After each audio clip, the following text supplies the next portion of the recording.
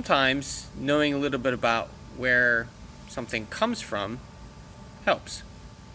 We know Hwang Kee was in Manchuria.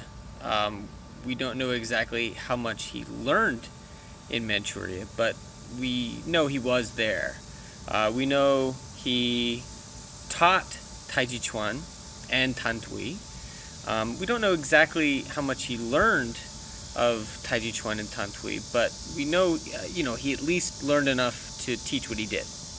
And, what I think is really interesting is because Tang-Soo for years and years has been very raw or tournament focused, a lot of the subtleties, the internal work, the, for lack of a better term, classical stuff, has been pushed aside, and so not many people know that side of it now. And now we have a huge bunkai, an applied karate boom going on, and so many people in Tang-Soo, myself included, are taking a good hard look at the functional aspects of Tang-Soo.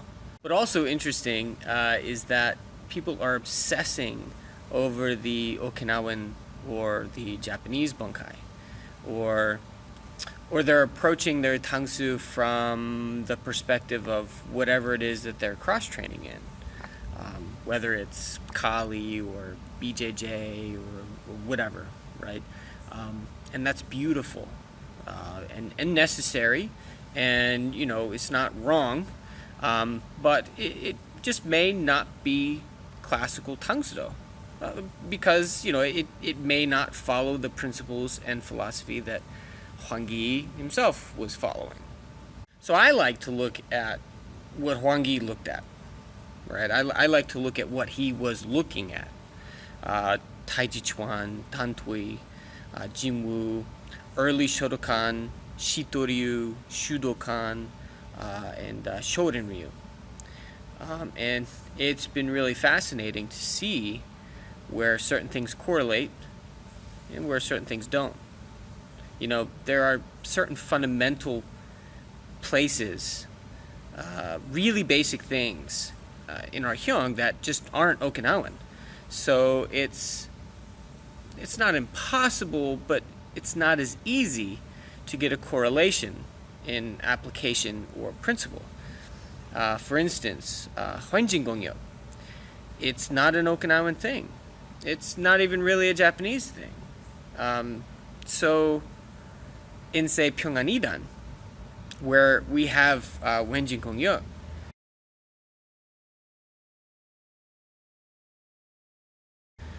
everyone else does it in a back stance, in a hugul jahseh, and it's often a hammer fist, not a punch.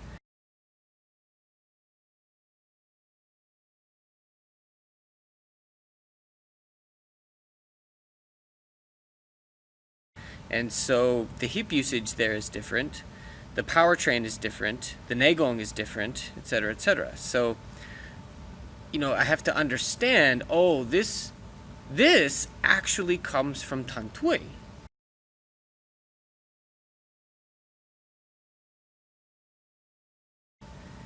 So I have to then look at Tantui and say, what is this?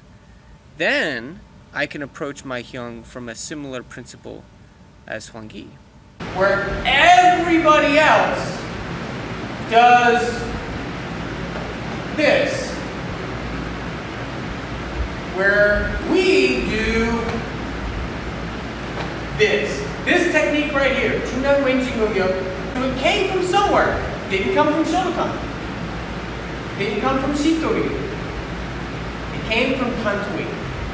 So the second row of Tantui starts, and it literally goes into an uppercut side punch, right? It's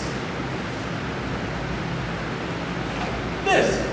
So it's this idea of recoiling and setting down, which is the exact same thing that we're doing here. So this principle, this technique, is Chinese.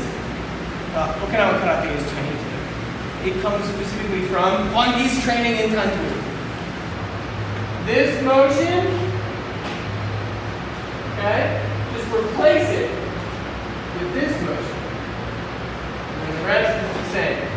Boom, here, boom. Pass. This is inconsequential at this moment, but I can use that. And boom. Boom, boom, and pull it. Boom. And strong and tough. And pull. And when this goes out, because this is Pyongahn Edan. And here. Here.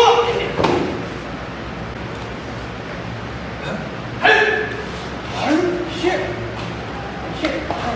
I get that to go and then down. And that's how that relationship comes from Pyongahn Edan.